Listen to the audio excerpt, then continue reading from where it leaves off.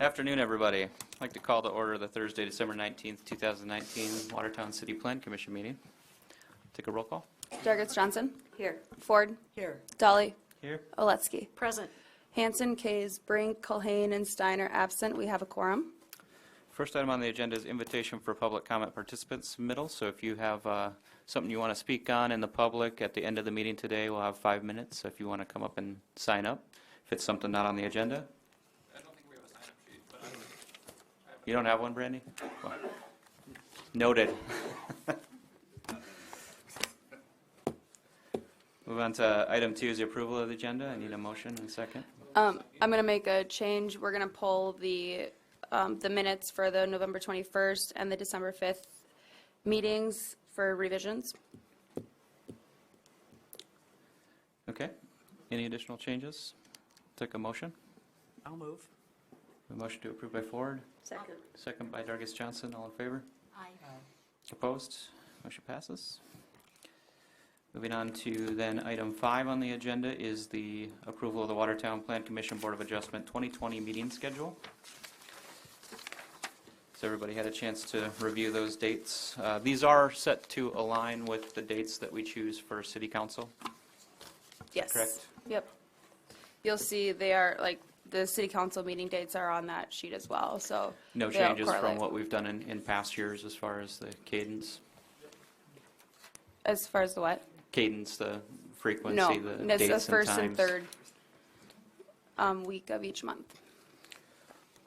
Take a motion to approve that. I'll make that motion. Motion by Oletsky, Second. second by Dargis Johnson. All in favor? Aye. Opposed? Motion passes. Moving on to item 6, Commission Consideration Resolution 2019-42. Okay, thank you, Blake. So this is a zoning text amendment to Chapter 2126, C2 Local Commercial District, amending the conditional uses to include apartments. This is something that we talked about at the December 5th meeting, and I was able to make the public notice requirement, so that's why you're seeing it expedited. And when I was looking at this, trying to look at what C1 and C3 allowed, and then obviously C2 being the local commercial, C3 being highway commercial, I decided that putting it as conditional use so we're able to review what the request is. And then also I looked into apartments and townhouses, condominiums, everything to make sure that, you know, if there was an application to do something like that, that it wasn't really deterring it from if the doors open to a hallway or if they open outside. And so when you look at the definitions of apartments, it actually just says C dwelling unit, and then the dwelling unit is, you know, a place for a family to live, and then they have all the different types of dwellings, which include the townhouse or the condominium, single-family home, any of those. So what you're talking about is that you're going to add number 11, apartments, Yeah. Yep. and that includes all living units, even a single-family home? No. Oh, okay. So this would be for, you know, a multi-family situation, but for single units for each family within, you know, and like kind of like row houses, townhouses, just within multi-units within one building. Where's C2 at right now in Watertown? C2 is primarily on like the north corridor on Highway 81 and 14th Ave. It's kind of sporadic throughout, but that's kind of the best example of C2. Okay, good. Yeah, yep. Those as well. And to qualify as an apartment, it has to be 3 or more units. Yeah, okay, good, thanks. All right. I'll open the public hearing on this if anybody's here to speak on behalf or against.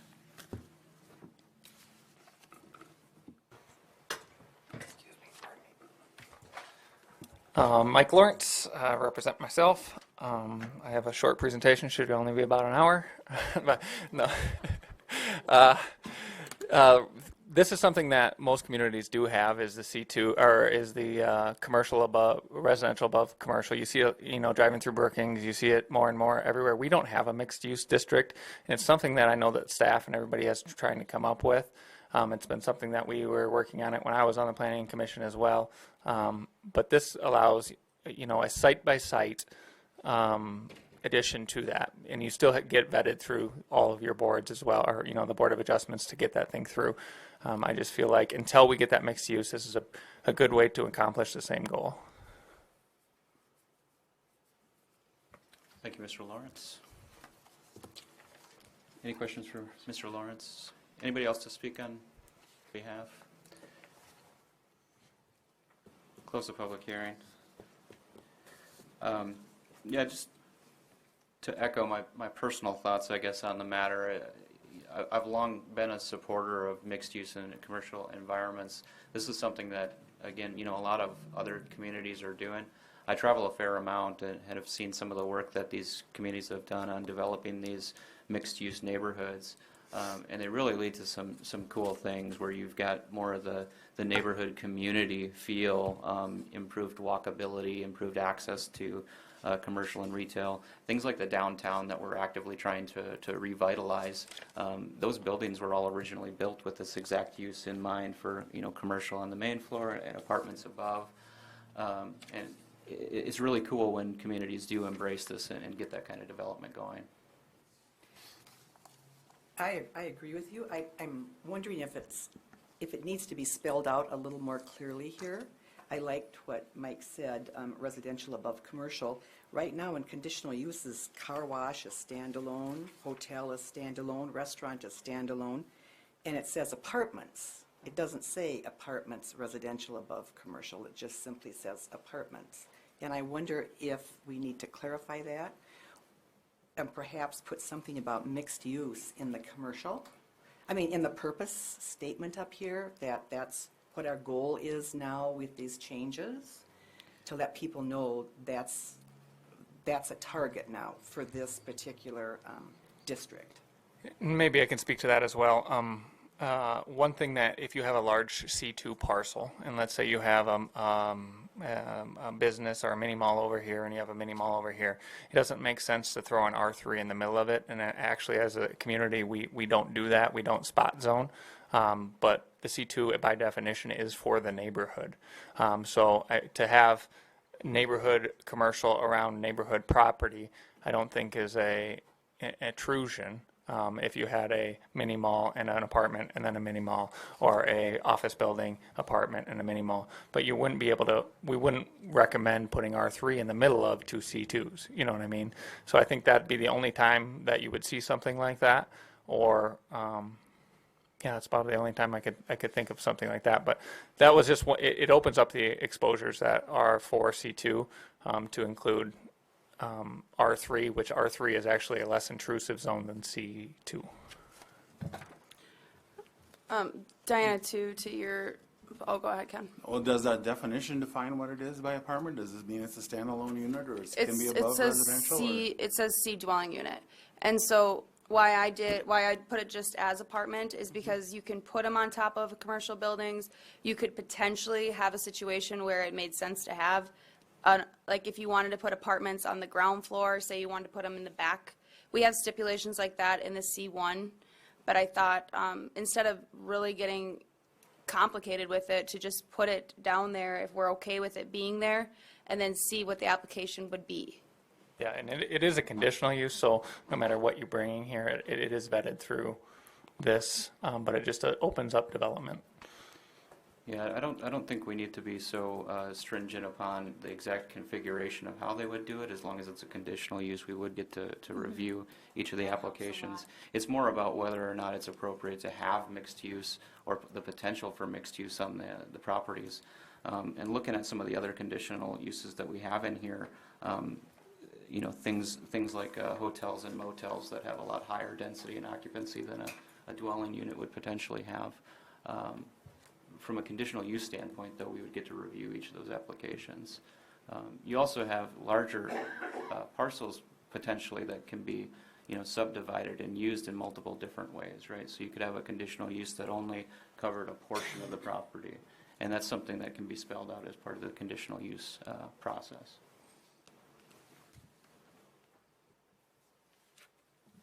The C district does allow for multiple uses within a single lot, though. So you could have your C store and your apartment and your gas station all located on the same parcel. I like the idea that it's in the conditional use, so then we have a little more control over each separate application. Yeah, and I think why it's so specific in the C1 in our downtown is because then there's not parking requirements in C1.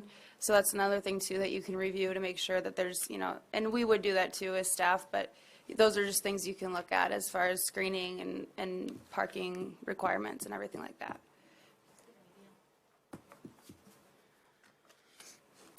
Any additional discussion on this? Okay,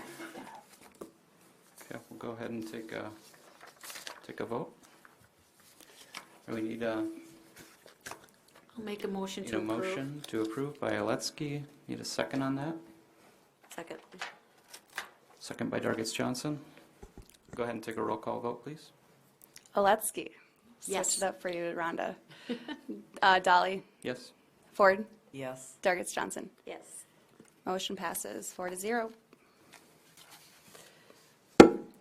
Thank you. Moving on to item 7 on the agenda is Resolution 2019-40 on PUDs. Okay, thank you, Blake. So this is something that we've been talking about for quite a few meetings now with new business and then going into just discussions. At the last meeting on December 5th when we brought this up, I had just explained that, with the planned unit development, we are trying to foster a district that we don't have in our ordinance today. So it would be whatever the application was, it's to harmoniously mix different, implement different things of different districts, for lack of better words. So, We have PUD. well, and, sorry, we do, it's just not user-friendly.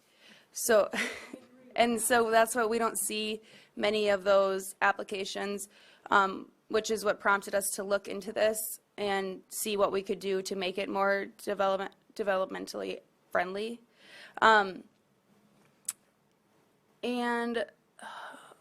I lost my train of thought. Okay, so basically, this is going to just speed up the process where they're going to meet with staff on what their concept is. They will put together a PUD plan, and then with those items that are included in here, let me find them so they can be on the screen.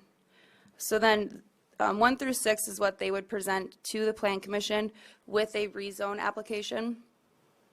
And then these are the things that would be important to, for you guys to make the decision if the PUD is appropriate and, protects the health, safety, and welfare of the public and the adjacent developments. And then if the PUD plan was approved, then that would be an exhibit to the rezone petition that would go on to council and do its normal 2 readings and a public hearing. And then the applicant would still be required to go through all of our Title 24, our subdivision ordinance, which if there was a preliminary plan necessity, then you guys would be seeing that again. And then also at the last meeting, we had talked about kind of tightening up the language in the amendments to the PUD plan. And so I did that and included the same language that we have for preliminary plans, and if there's amendments to that approved plan as well. So it actually spells out what a minor change would be that can be approved by the city engineer and what a major change would be that would have to come back to Plan Commission and council for approval for any major change. And Brandy, can you just, overall from a general aspect, how does this differ from the current process then?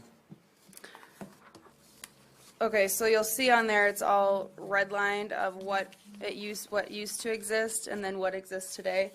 So basically, we just had a lot of upfront detail that they had to bring to Plan Commission first. And I believe, I mean, it's been a while since I've looked at how it was originally. It just did not,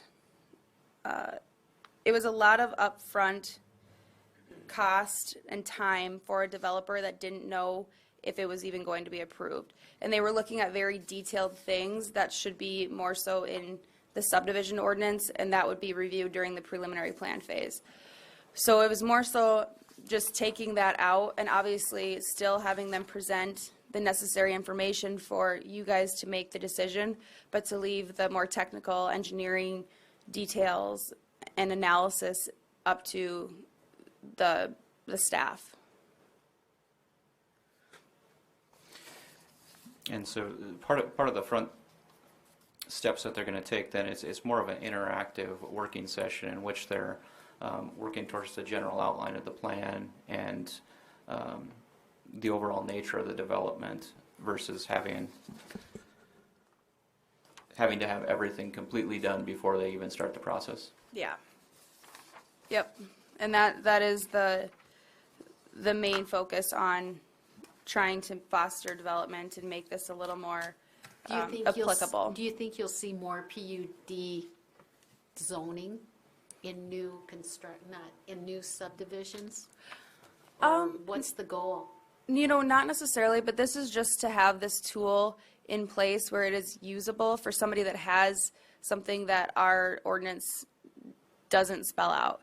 But I don't, unless it's a very, specific project, I don't foresee it necessarily being used all the time. I mean, because still they're going to have to prove why it's a benefit to get that zoning. And why it wouldn't work within one of our existing zoning districts, Right. right? Mm-hmm.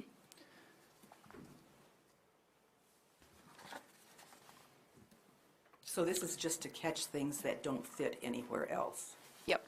And how often has this been used in the past? Not a lot. I would say we have like maybe 5 or 6 PUDs throughout the city. In my time here, which is a little like over 3.5 or like 3.5 years, I haven't dealt with one. Northridge, and isn't the one on the east side of 18th Street, south of, what am I trying to say, Dakota Commons or Yep. something? That's PUD too. Yep, and their trade-off there was So- for lesser setbacks for green space, for shared green space. I was going to say Summerwood's another example of a PUD. Yeah, there you go. Okay, thank you, Brandy. I'll go ahead and open the public hearing on this if anybody's here to speak on behalf or against.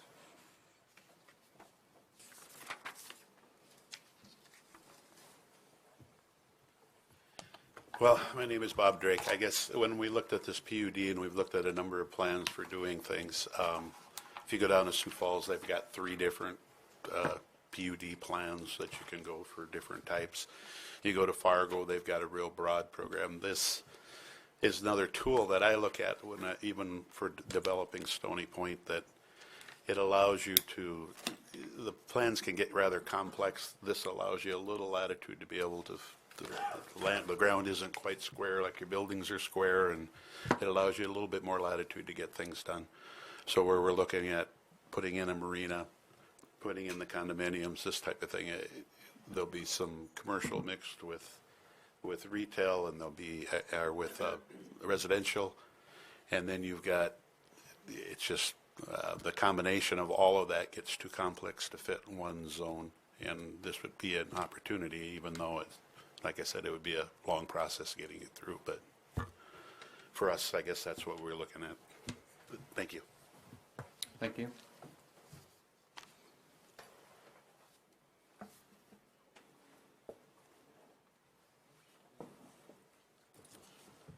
Hi, I'm Juanine Polly, 268 North Lake Drive. And I just have a question about purpose. And that is when I look at what has been crossed off, I'm wondering why the last part of that, "and will not be harmful to the neighborhood in which they occur," has been eliminated from the purpose. I know that it's down in another paragraph, but it's written differently. So I just asked that question because I think there's a purpose for development, and then there are coexisting or existing neighborhoods and people who may have opinions or wishes to articulate about that. So that's my question. Why that was crossed out and if that could be reinstated. I'm trying to find here where Right here? well, I know where it was crossed out, but where, because I did touch on it in a different place, I just felt that it was more appropriate, that it would be something that we would actually be reviewing rather than a statement in the purpose. Because in the purpose, I was just trying to describe, anything that we look at, we should be looking at the adjacent neighborhoods, and that's the purpose of zoning, is to protect the public welfare, and safety, and health.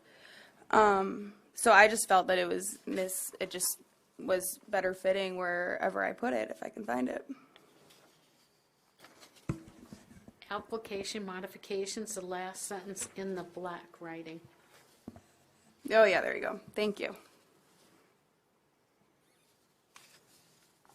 So, because that's where, with the PUD, like, there are modification powers of why, you have to prove the benefit and that it's not going to materially alter the existing character of the neighborhood. So those would be things that they should review. Yeah, and so in the purpose, it's just a general statement in there, but in the application and modification powers, it's actually a requirement then for them to provide statements in there as part of the application that it's not going to have that adverse effect. It becomes a little bit more stringent than just a general purpose statement. Yeah. I see it in both places, and when I read, generally, when I look at something in terms of purpose, I think that this could be included in both places, because when I look at purpose, I'm really looking at the overarching intention. And in that way, for me, it's a balance of allowing for multi-purpose, different kinds of development, but it's also honoring the neighborhood, the people who live there. So there's that kind of balance.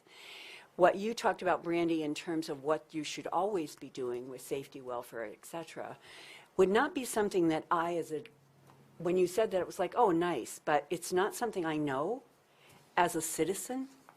And when these things come up, it's really citizens who are trying to understand. When you send me a letter, I'm going, my God, what is this? I don't understand, because I have no idea what you all do.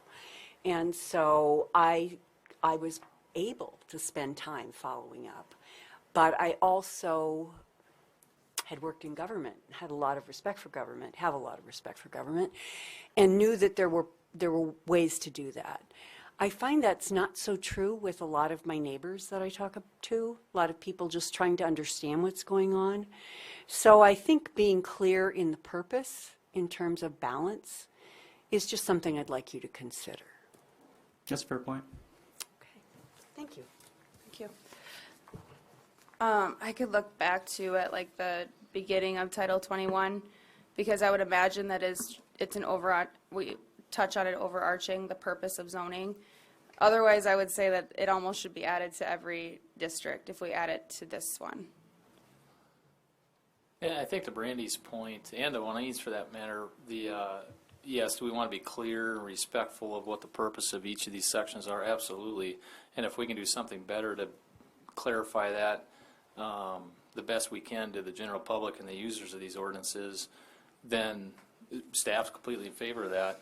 And I appreciate Juanita bringing this up, because we actually brought the same question up at our staff meeting the other day, and I believe questioned the exact same thing, and the thought crossed my mind is, why are we striking that out? And then Brandy pointed out, well, it's redundant, it's further down in the document.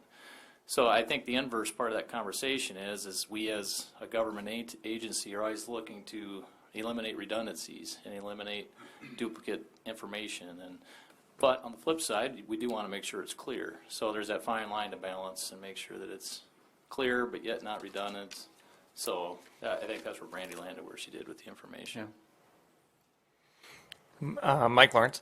Yeah, when looking at zoning like this, oftentimes, like the mixed use, it didn't really fit into anywhere. Or we didn't have it anywhere.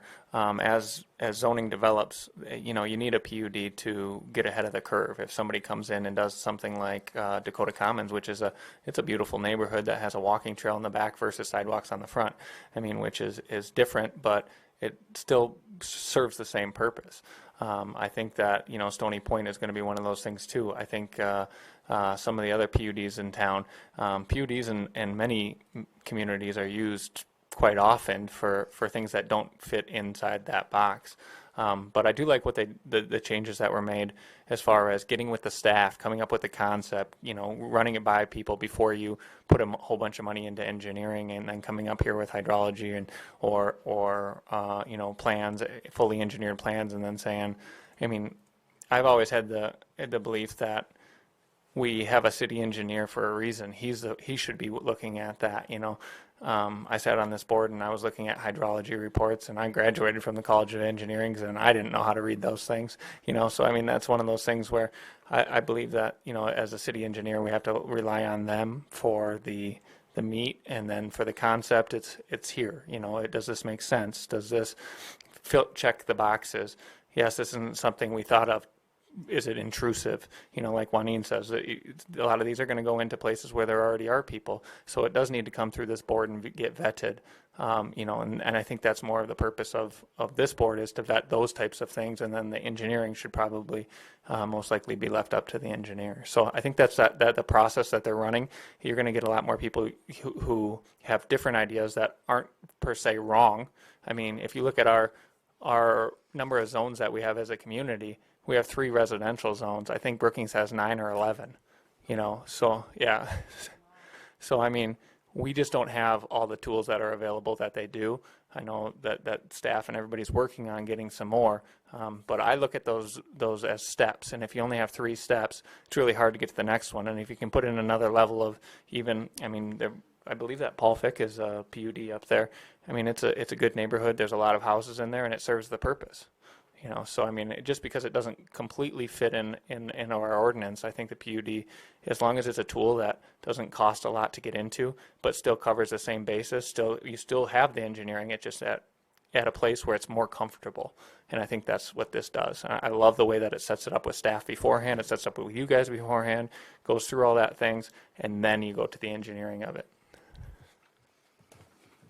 I just wanted to point out here too, in 2101, the first chapter, we do have the purpose of zoning ordinance. So that's overarching, that this is what the objectives are of the zoning ordinance, which include, to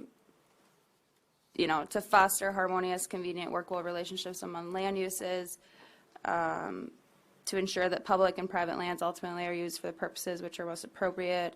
There's 1 through 9, so those are all things that should be taken into consideration when looking at any zoning district or ordinance, for that matter. And the neighboring properties owners can also come in at the beginning before anything goes on and talk about what their concerns are too, right? Yep. So that would be, when the PUD plan would come forward, it would be presented to you guys as a rezone, but the PUD plan would be a necessary exhibit to their petition. So then that would all be reviewed, and then it would be the same process as if somebody was proposing to go from R1 to R3. So then you would recommend that rezone to PUD with that approved PUD plan to council, and then they would do that same process as our rezones. Thank you. I'll go ahead and close the public hearing. I think it's a good point around the purpose, and thank you, Brandy, for pulling this up, because this is at the beginning of the chapter. And when we look at our zoning, it's important that we don't just look at one specific area, that we look at the entire chapter, because there's a lot of stuff in this ordinance book. It's pretty extensive. that references back to other areas of the chapters, and other areas of the chapters apply across multiple zoning districts, whether it's a PUD, residential property, commercial property. So zoning is, part of the chapter as a whole, not just the one specific piece that you're looking at. I have a question for you, Randy. So I'm going to come in with okay, I'm just going to draw this here. I've got this is my first PUD, okay?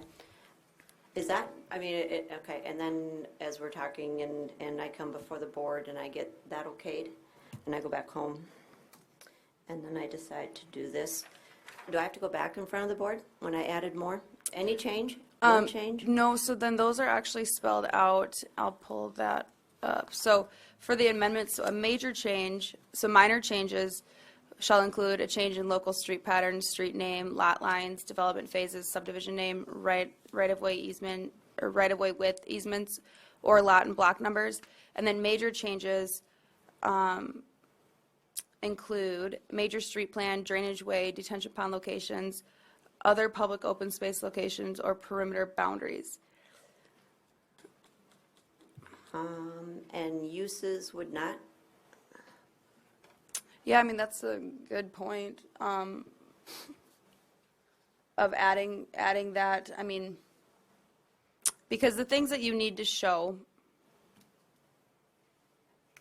would be, your proposed land use areas, maximum building height, and maximum number of units, building setbacks, circulation, parking, streets, open space. So these are all things that you would initially show, and if you were changing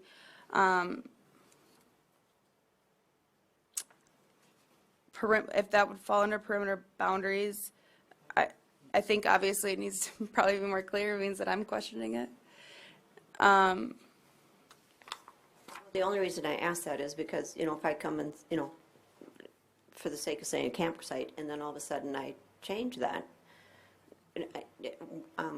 I don't, and that's a poor example. I'm just playing devil's advocate. Is there something that is going to trigger me going from a retail store with apartments above it, didn't change the structure, didn't change the street, but now I decided that I'm going to do, a bar and hair cutting above it. I don't know. It sounds like somebody I don't, but no, you know what I'm saying? Does my use constitute me coming back in front, or isn't that a big deal? I don't know. There again, we're getting back to the harmful thing because we approved this and now we're approving it. We didn't have to approve that. That'd be the only. I look at these similar to a conditional use, right? It's like a conditional use for zoning. And so when you do have a substantial change to a conditional use, you have to come back before the board. If both uses are conditional, what if they're not? They're already approved.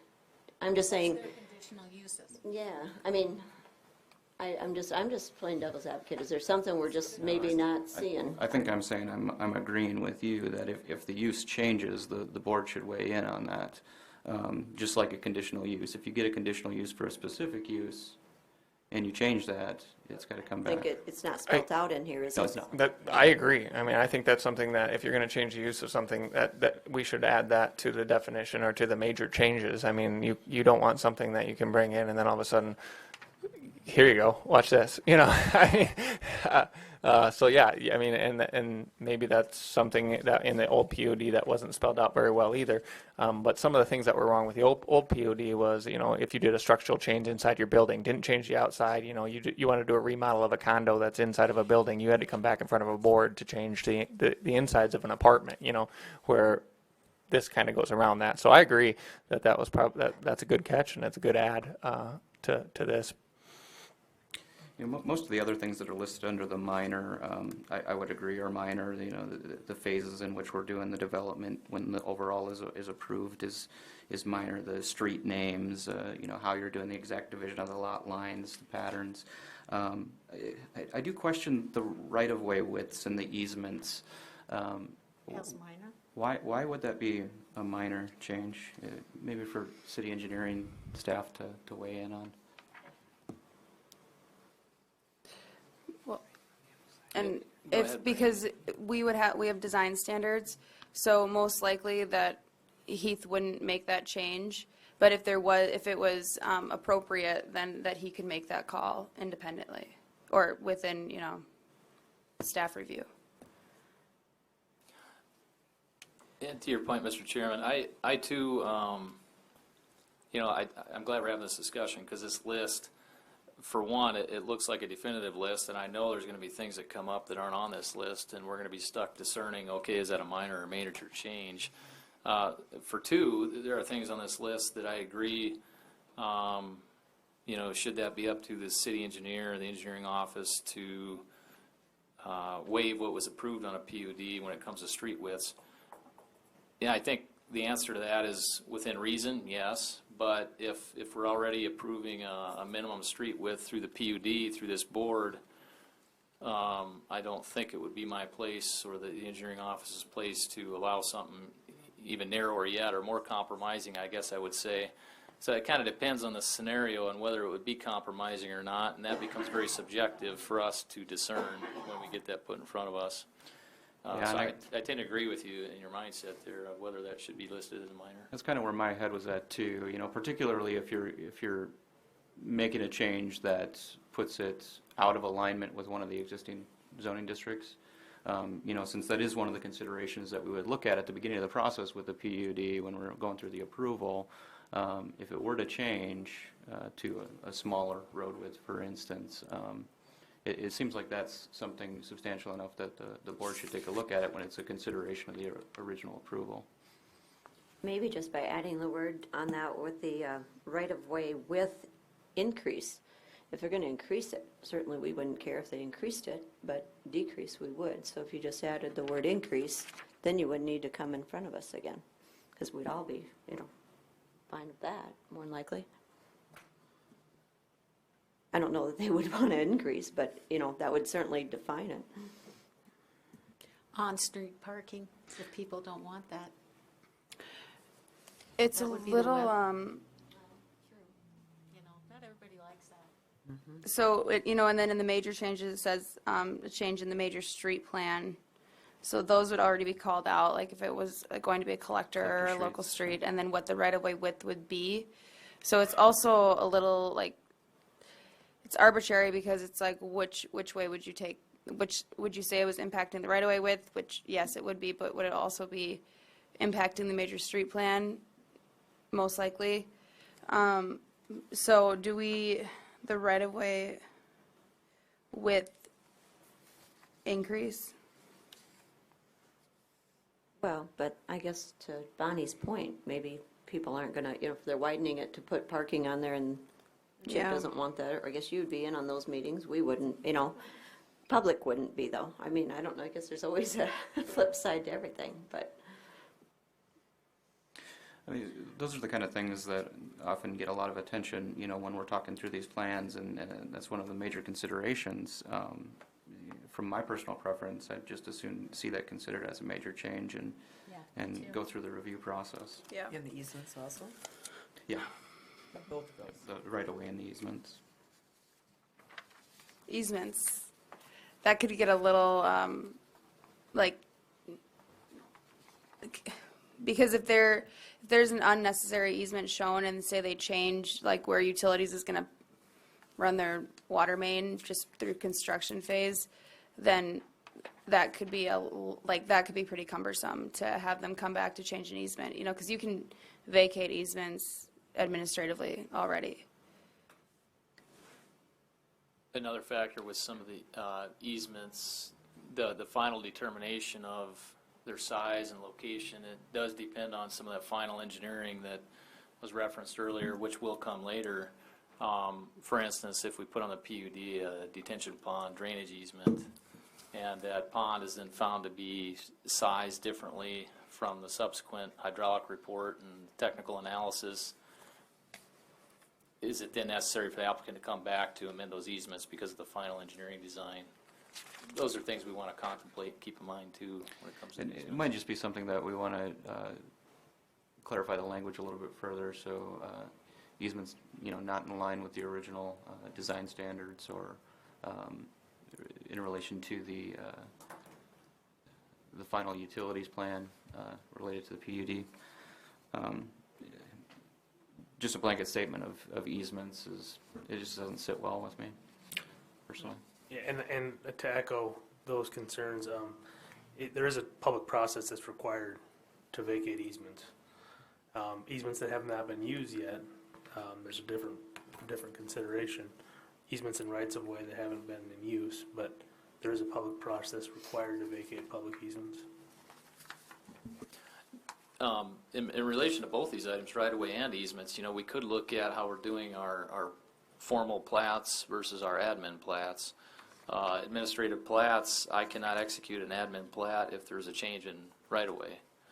So, to the chairman's point, it might make sense to pull right-of-way changes out of an administrative approval and put it into the board's approval. However, easements, you know, I can approve plats with easements on them without any, you know, because of the standards we have in place. We have minimum easement widths for certain types of utilities and easement buffers that would be part of those standards that we would administratively review and check off on. That might be one way to look at it too, how we handle our plats, our other plats, admin versus a formal plat, I call it. Sure. Would it make sense then to reference that in that statement with the easements in relation to the administrative process? It might. That's something we could review, Randy, and see if there's a correlation to incorporate it, a reference, or if we just reiterate some of the same language between the two different types of plats. Okay.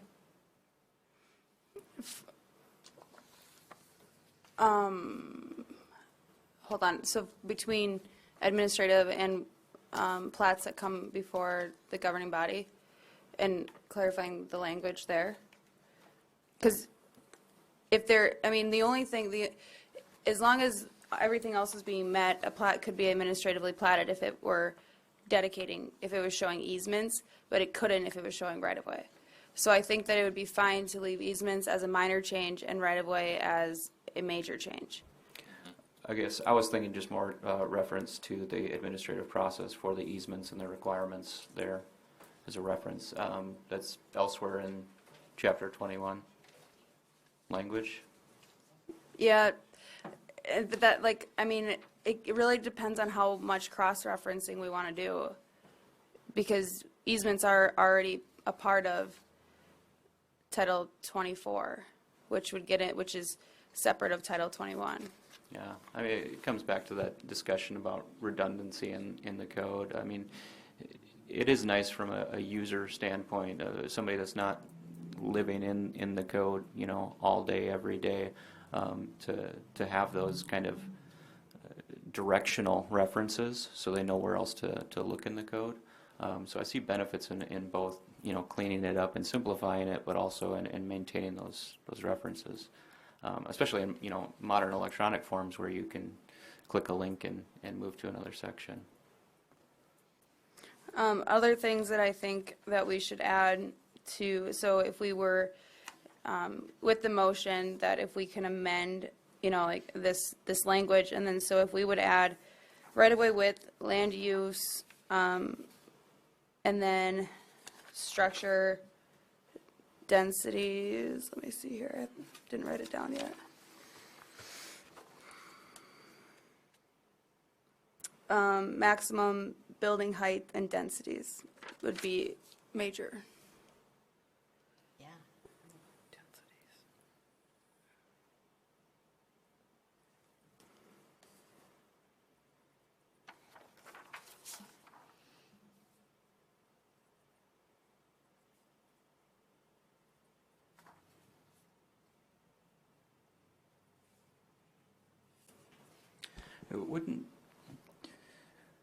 Wouldn't any changes that aren't explicitly called out in minor changes necessitate a further review? Do you need to truly specify everything that's major changes versus minor changes? I don't know if we can. Well, that's what I'm thinking. So there's probably all kinds of additional things. To me, it would read clearer if we just said these are explicitly minor changes and everything else, and some examples of, but not limited to. Ooh, good wording. I like that. That's what we do for administrative platting. We call out what can be done by administrative plat, and everything else is by default not an administrative plat. Right.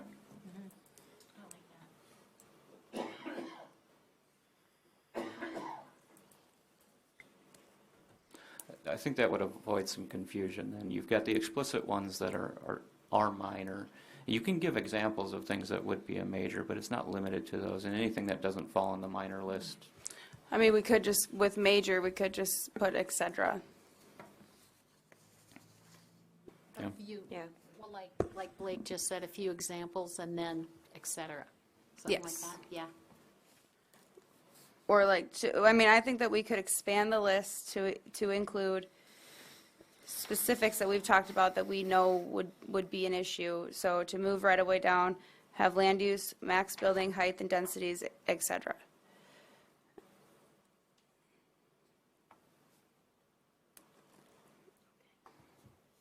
I agree. Yeah.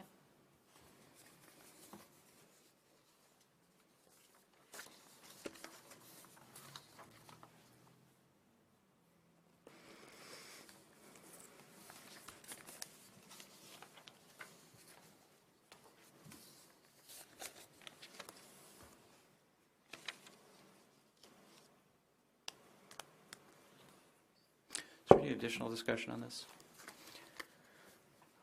I'll close the public hearing.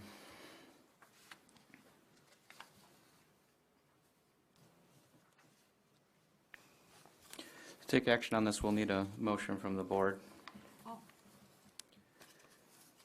I'll make a motion to approve with changes that we have discussed. Can we spell out those changes again, Brandy, just to reiterate for the record? Yep, so we will strike the right-of-way width from the minor change section, and then under the major, and this is under 213804, amendments to the PUD plan. And then for the major changes, we'll add right-of-way width, land use, max building height and densities, et cetera.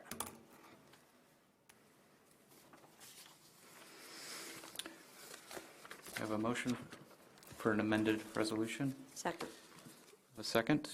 Any additional discussion on this? Go ahead and take a vote. Helutsky, Yes. Dolly, Yes. Ford, Yes. Dargis Johnson. Yes. Motion passes 4-0. Thank you, Brandy. We'll move on to item 8 on the agenda. Yes, Chip? You made it, just for clarification, you amended it, so now you passed your amendment, now don't you have to pass the way it was wrote? Yeah, the original motion included the amended language. Okay, I just, Thanks for the point of clarity there. Yeah. So item 8 on the agenda is Resolution 2019-30, and this is related to communal living. Okay, so this here, we've been working on since September, and we've had discussions here and there, and this is just going to tie up loose ends with this pending ordinance amendment, and it does affect quite a few ordinances, but in small ways. So this will affect Chapter 2178, which will add communal living to the revised ordinances of the City of Watertown. It'll amend Chapter 2163, which is off-street parking and loading requirements. Chapter 2115, R1C, Compact Single Family Residential District. It'll be adding that as a conditional use. And then Chapter 2116, R2, Single Family Attached Residential District will be the same as a conditional use. And then it'll add to Chapter 2190, it'll add the definition of communal living. And so basically, if you remember when this all came around, it was because right now in our definitions, we have family, and when we look at our zoning districts, we refer to families and how many are allowed to live there and what a family entails. And by definition, okay, so it is defined as one or more persons related by blood, marriage, or adoption, including foster children, or a group of not more than 3 persons, unless in the R3 district, in which event a group of not more than 4 persons is allowed.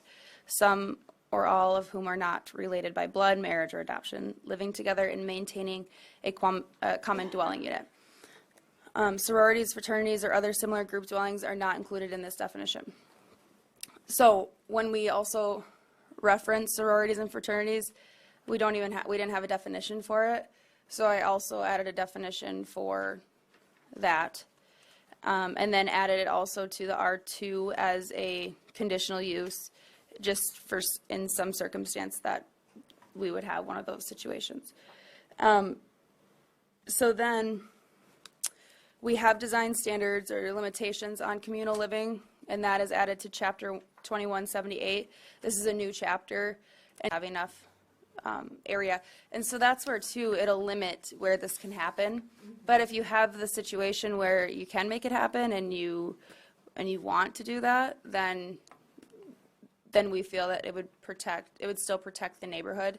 But there's not going to be a lot of situations where it is able to be utilized. That was one of the reasons that we came up with that change to the parking requirement, because it was kind of a self-limiting factor then, right? Okay, good. Okay, so the definition, I finally found it, is communal living is a building or place other than a fraternity or sorority house where a group of 4 or more persons, but no more than 6 persons, not related by blood or law, living together and maintaining a common dwelling unit. And then fraternity and sorority is defined as a building that is intended or designed to be occupied as a residence for a group of more than 5 members and recognized as a chartered chapter by a national or international organization or society. Most likely we wouldn't deal with this situation, but you never know.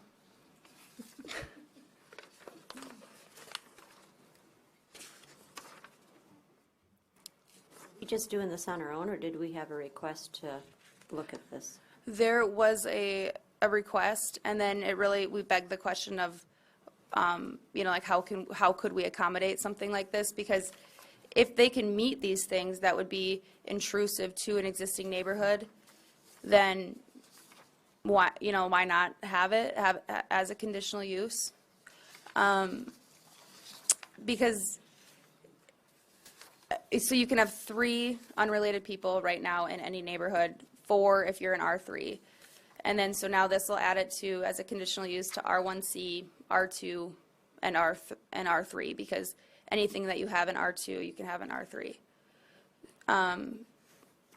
And then, just having the requirements that would protect neighbors. And then, 2, it's a conditional use, so the neighborhood would be notified if this application was taken out for their area.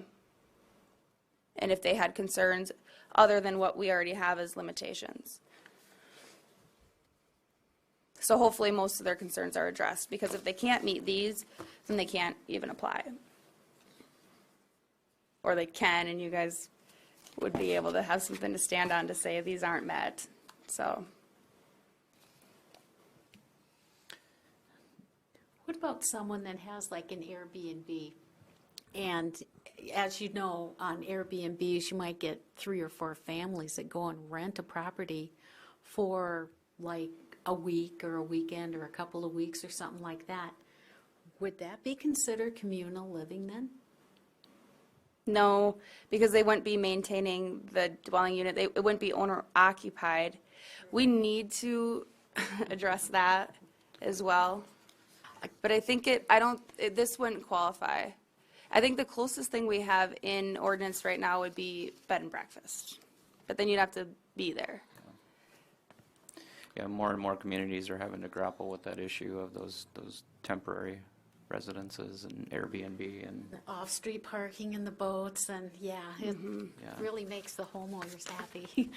Well, yeah, because when you, like the lake situation, when you're in a single-family residential district, it's not one single family maintaining that. It's a different family every weekend who are there to have a good time, and Which is fine.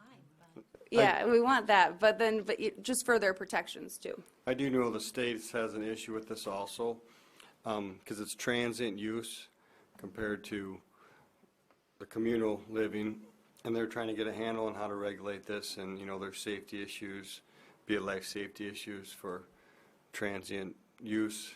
People aren't used to the surroundings of buildings, and if something happens, so it's being looked at state level too. Brandy, does this go to existing or potential group homes?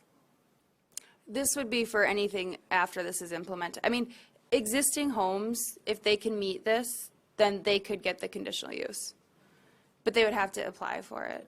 Existing group homes? Oh, well, group homes, Or, you know, Hopefully our- transitional homes, people, I drug rehab people or people coming out of prison. Does this cover that situation also?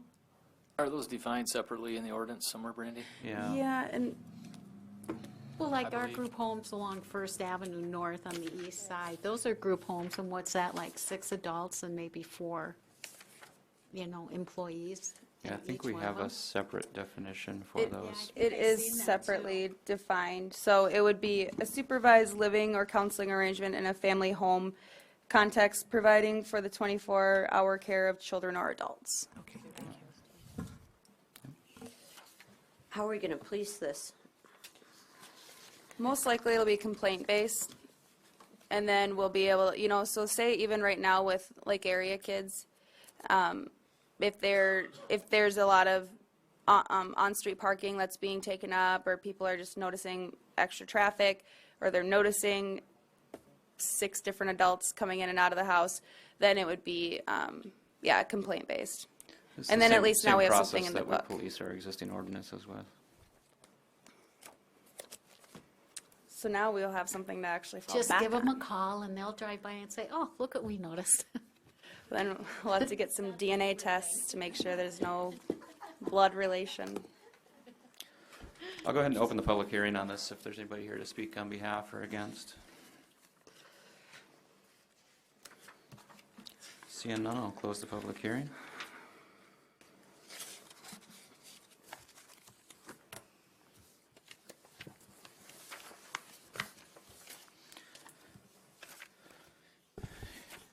You know, looking at the zoning districts that this is being proposed for and the fact that it's conditional use, I don't have a problem seeing some of these applications come before the board, and then we can make an informed decision.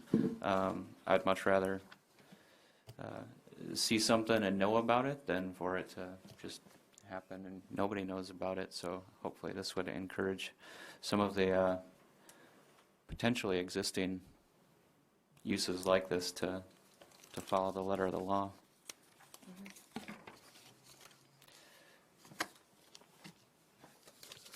I'll make a motion to approve. I have a motion by Litsky, A second. second by Ford. Any additional discussion on this? Take a vote. Helutsky, Yes. Dolly, Yes. Ford, Yes. Dargis Johnson. Yes. Motion passes 4-0. Item 9 on the agenda, we've got some discussion on the CL, so the Commercial Lake District. Okay, so this I added to the agenda on Tuesday following the council meeting. And we just had discussion on wanting to get this moving forward and get some input. So I said that I could add it here for discussion. On our last Plan Commission meeting on December 5th, we had left it as we would reconvene as a subcommittee and then, you know, just really dig into it. But I thought, since we have the opportunity of this meeting, if there's any thoughts that we can throw out here today. And I know even just before here, just hearing a few comments that are all very valid. And I really appreciate the input. So definitely feel free to continue with that as we work through it. So one of the comments, and I don't know if you guys want to talk about your comments, but with Diana had made a point of adjacent, and that should be, it shouldn't be so ambiguous, and we should come up with an actual distance on where this would be applicable surrounding the lake. So I'll look into that and see, just take measurements of different properties and how far really we want to go out with it. Because obviously, the Lake Commercial District is going to be complementary of lake commercial activities. So it doesn't necessarily need to, we don't want this being proposed on the east side of town. So we'll look at what would be appropriate for that distance. And then, Blake, you had brought up the materials and including some faux products, which I agree. And we can get that added in here and kind of look at other, and I'll look at that email that you sent with other Yeah. maybe material suggestions and green space and open space. And we had talked about that too. I just didn't add any of the changes, just knowing that we were going to do the subcommittee. I figured that we would wait until the beginning of the year, but it's kind of been catalyzed now, especially after the city council meeting on really getting after this. But by the time, I mean, with everyone's schedules, it probably will be the beginning of the year when we can get together, but hopefully within that first week. Yeah, I think we do need to prioritize it and definitely do the subcommittee and make sure we got a good amount of engagement on this. You know, and we talked a little bit the last time too in regards to this, but you know, I kind of see the concept of what we should do here as a little bit of what we did in the Gateway Overlay District in relation to the aesthetics.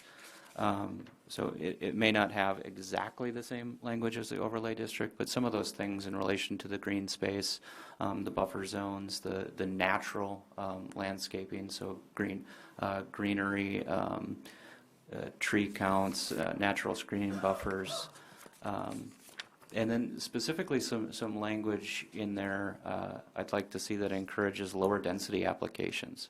So types of development that has by nature a lower density to it and preserves some of the natural elements. So trees and wetland and the natural environment would be beneficial to have in this lake commercial district. Yeah, and how it is right now, and we can expand on it, but obviously that was something that I wanted to take into account, and that is with the impervious area shall not exceed 50% of the total lot area, which is a lot. But so even not looking into that, you know, but that would decrease density because you just couldn't build on 50% of your land. Absolutely. But I don't want to be too strict on that either, to have people be able to utilize most likely a prime piece of property. I think it goes a little bit beyond that. I guess where my head's at with it as more of a guiding principle, and it's really about, you know, the preservation of the natural environment and embracing uses that want to preserve that as much as possible. So even beyond just a percentage of lot, but the actual types of uses. And I don't know how specific we can get on that, other than you know, having some language that strongly encourages that kind of development. We can't think of every scenario ahead of time, but it is one of the guiding principles for the district. Yeah, I agree. So if and I know that like Juanine and Dan are here, and I don't even know if we can open it up for input, or if we should do the subcommittee and then potentially expand on that. It'd be at the board chair's discretion. Whether We're not going to take any action on this tonight. It's purely for discussion, but we do have an open public comment period here, so if you want to speak in relation to this, by all means, take a couple minutes and address it. That's the point that we're at in the hearing anyway. And what we can do too for anybody that's watching or wants to be involved is, you know, we can keep this on the agendas as it transforms, so people are able to review it. We can, I mean, because we want to expedite this, we want to keep it moving. We could always just have it as old business and attach it to the agendas, so then people can see how it's progressing.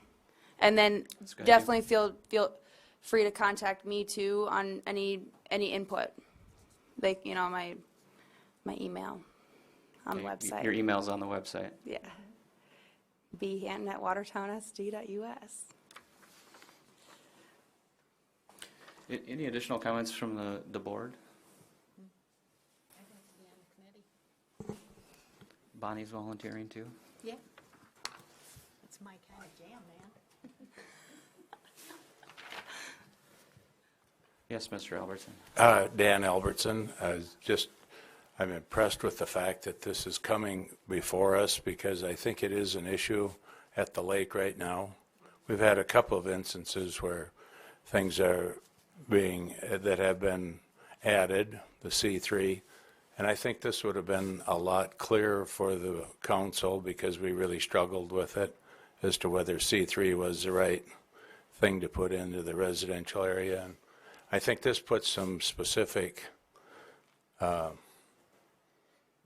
different things to look for to maintain the integrity of an area, and I think I think we all have an idea of what we want the lake to look like, and we also know what we don't want the lake to look like, and I think this will provide a way to do that. So I appreciate what you're doing there. Thank you.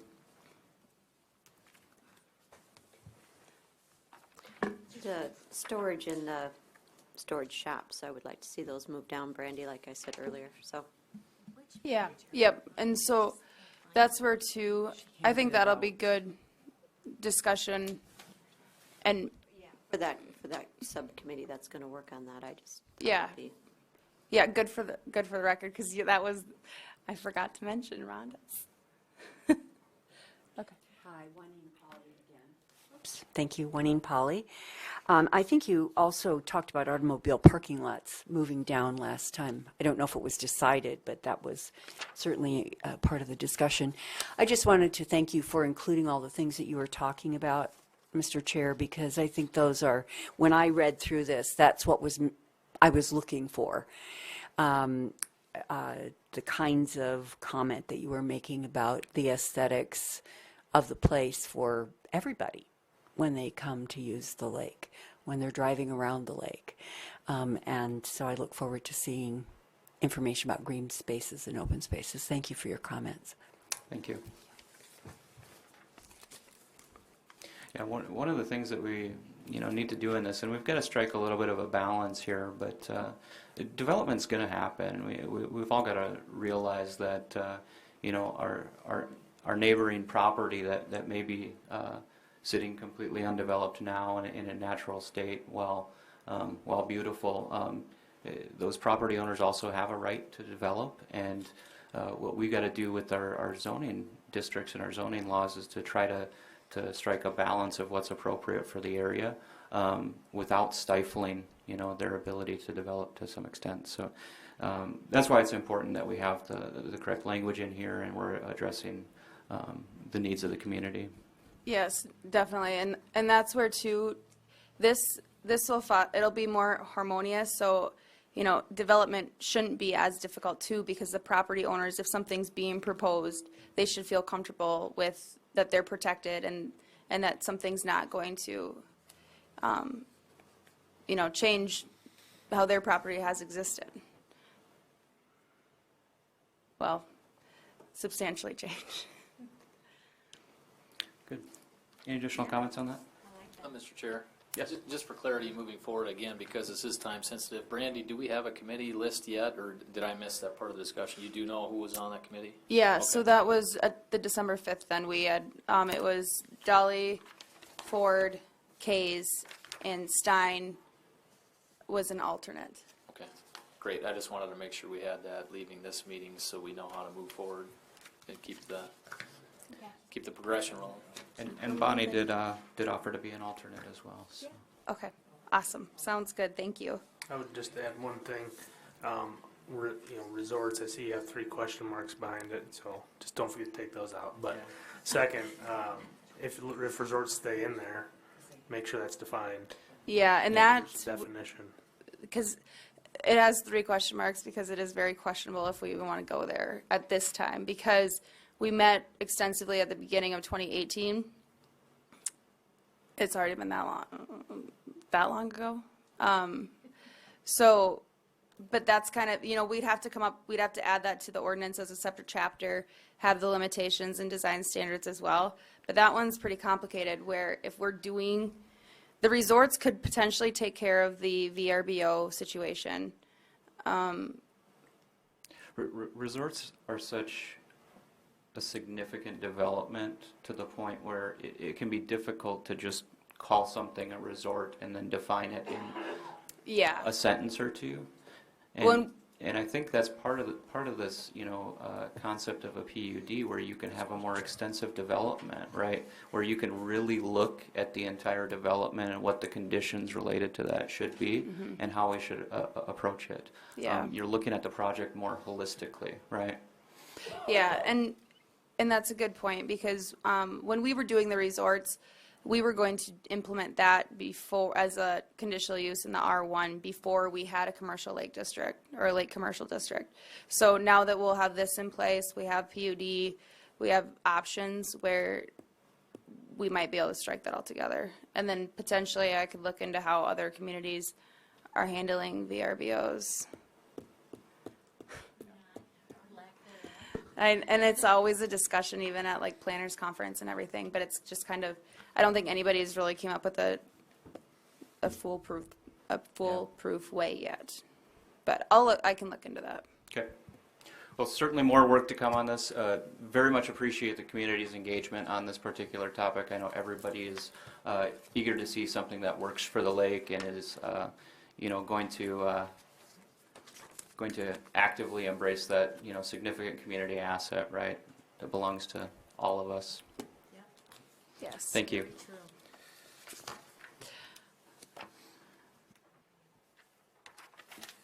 We do have a article of new business on the agenda. Yes. So this is in regards to fireworks, and this goes back to 2014 or 2015, when Big Shots Fireworks hooked onto municipal utilities water is provided city water. So then there was an agreement there that said that they would do this as long as the city looked into allowing. Actually, I'm just going to read this. The owner agrees that it will voluntarily petition to the city of Watertown for annexation as soon as it becomes legal to sell fireworks in city limits, which is currently prohibited by our safety ordinance, or within 5 years, whichever is sooner. So that was May 23rd of 2020 will be 5 years. So we need to look into this, and we have extensively throughout the years, actually. Previous planners have put a lot of work into it. I believe First District has created map references to try to implement it into our ordinance, but still not make it a safety concern. So what we would have to do is amend quite a few ordinances, again, in small ways. We would have to come up with, let me find it here. Limitations. Okay, so we would basically be adding in the I-1 and the I-2 industrial districts, we would have by conditional use, warehousing and sales. So in the I-1, it would be warehousing and sales of Class 1,4G fireworks as regulated by the Code of Federal Regulations, the Consumer Product Safety Commission, and Chapter 2181 of this title, that will be the fireworks section. And then in I-2, it's the same thing. It's under conditional use, but you can have higher impact fireworks, a different class. And so then we would be adding Chapter 2181, which would give us the standards for firework activities in the I-1 and the I-2 districts. So there's only so many properties that this type of use would be allowed to even be on. And we wanted to make sure that it was far enough away from, residential districts. And they're all, it's outlined just in the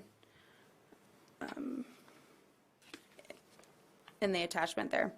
If you guys see that, I can go to the page on here. A couple of questions. So in I-2, we also add the word packaging. Yes. Is this like manufacturing of the fireworks then? Is it what packaging constitutes? No. What does that entail? Packaging is basically they make their own assorted package of fireworks. So they'll get in their bottle rockets and their firecrackers, and they want to make a little more presentable package. One, you buy one, you get an assortment of items. No, there's no manufacturing in any of this here. He also does, he's got his own label out there. So the raw product comes in and then it's labeled with his own proprietary label. I can't remember what it's called now, but. And what, I guess, was the thought, if that's the extent of the packaging, of excluding it from the I-1? Is there a safety concern in relation to packaging, or?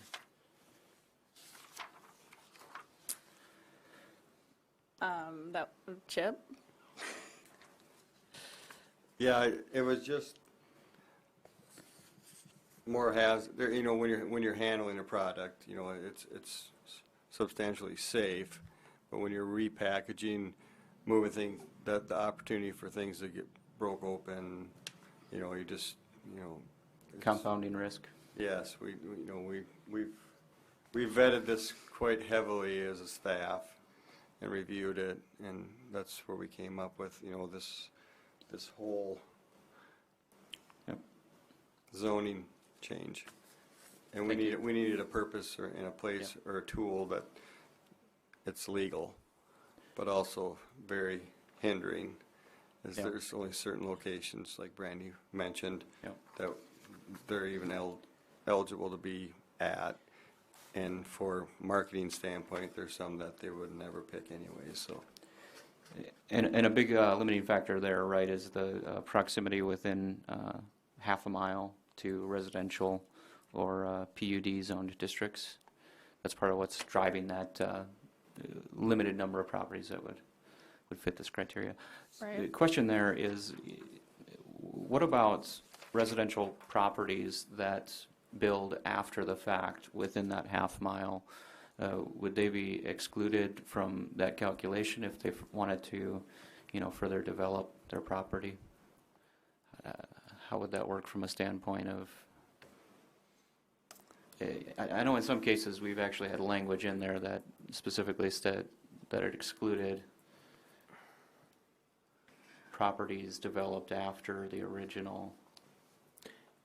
Yeah, I mean, once a use is in place, if there's another use that comes in and breaches that radius, the prior use was already there, so they've basically assumed the risk that use is grandfathered in. So I think we had language in regards to that with the bar and tavern and schools and residential or and church facilities. Is that something that we should explicitly spell out here, or is it just because that's how we treat all existing uses that we don't need to? One factor I could point out too, Mr. Chairman, I don't know if this addresses your concern completely, but it is in reference to the zoning districts. So if this were built or this use were going to place within or outside of a half mile from a residential zoning district, it would take a rezone of some area within that half mile to become residential then at that point in order to implement that residential use. I think that kind of curbs some of your concern, but you're right, that rezone application could come forth and we would have to, as staff and you as a board, remember that there's a facility like this located in less than a half mile of that area and then decide whether or not it's appropriate to rezone that area. Yeah. That's a good point. Makes sense. So this was just more so a heads up of what's to come. I'll provide maps and everything in the future or with the application.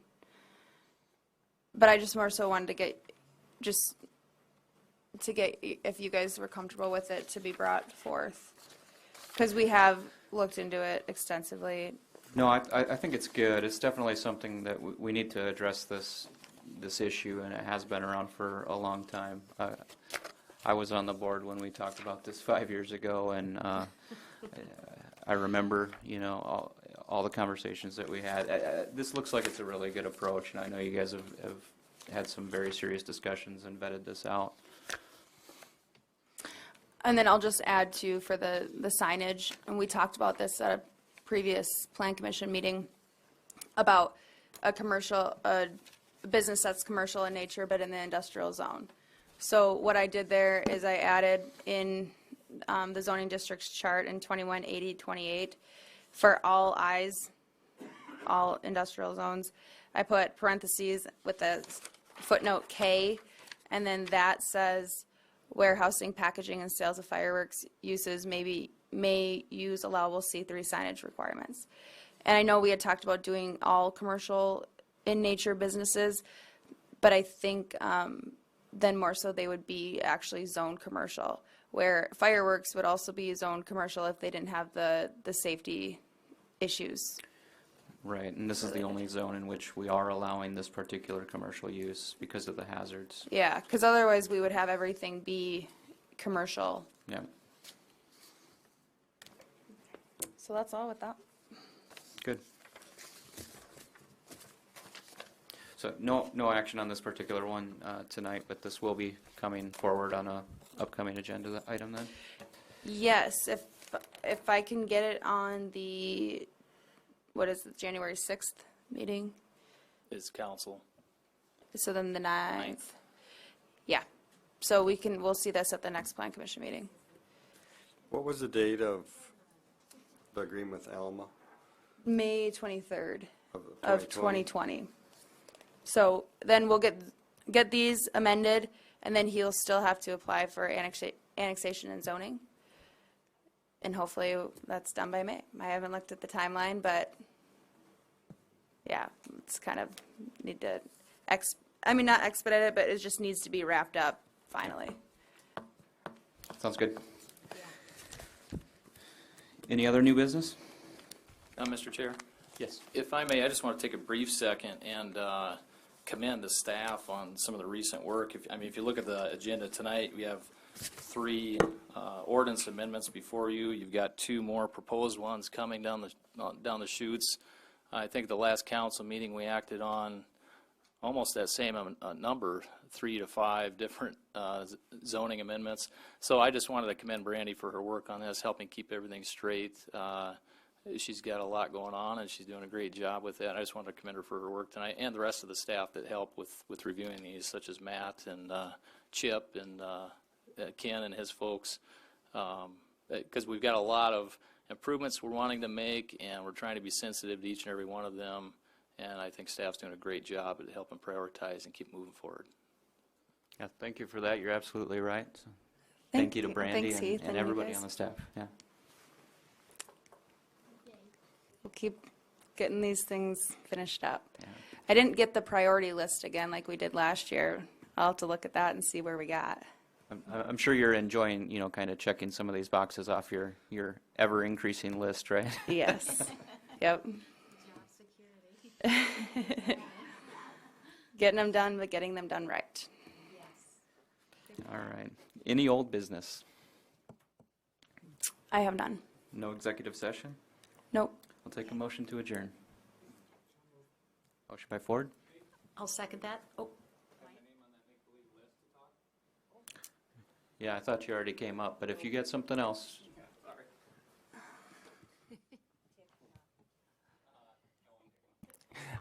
We are working on the design for a campground. One thing that we saw in your ordinance is that it does not allow people to stay for more than 30 days. There's currently only one campground at the lake that follows that rule. There's a lot of seasonal pads at Memorial and at the Prop both.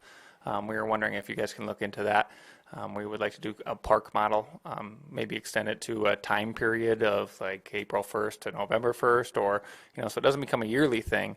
But I think if you put somebody in one of those neighborhoods that, is going to have a camper that sits out there and they want to stay for the season, I think that's actually better for the neighborhood, because then they know who's there, they have buy-in, they're always there.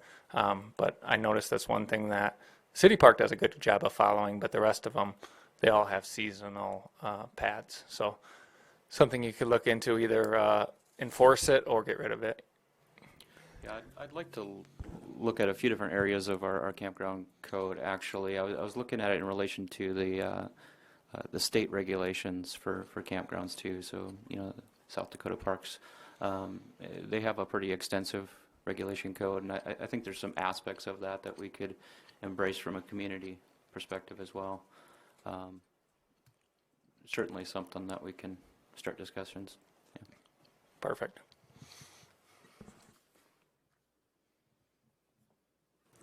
Hey, Mike, have you adding more ever to the seen list. that campground north of Ortonville on the Big Stone side? Apple something? I have not, That no. is one of the nicest private campgrounds. I've seen a lot of private campgrounds, but that is one of the nicest ones. It's paved streets, and you can see where people come there every year, and they stay longer. Yeah. And they take their campers away, but the decks stay there, and they Yeah. have. It's more of a park model, and that's kind of what we're looking into. It is really, really nice. Yeah, we're looking into something like that where there's actually amenities on site. There's, you have the park model type ones with a deck on the side. More of a neighborhood feeling where there's you a- don't have people changing out every. I mean, obviously, until we fill out like that, we would rent the spots, but end goal would be to have it so we could get people there at a yearly basis where There's they have another- their spot. There's another one called Fin and Feathers on the Minnesota side of Lake Traverse, too. Yeah, I just posted one on my Facebook too. You could take a look at it. It's more of a community. Yeah, they take, and when you have somebody that's there all year, all season, they take pride in their spot. You see them planting trees, you see them doing things, especially if they have buy-in on the spot. So that's something we want to look into, but at this time, it's not legal to do. So Okay, good. Okay, I'm done. Got a motion to adjourn by Ford. Oh. Second by Dargis Johnson. All in favor? Aye. Aye? Anybody opposed to adjourning? No. So we're adjourned.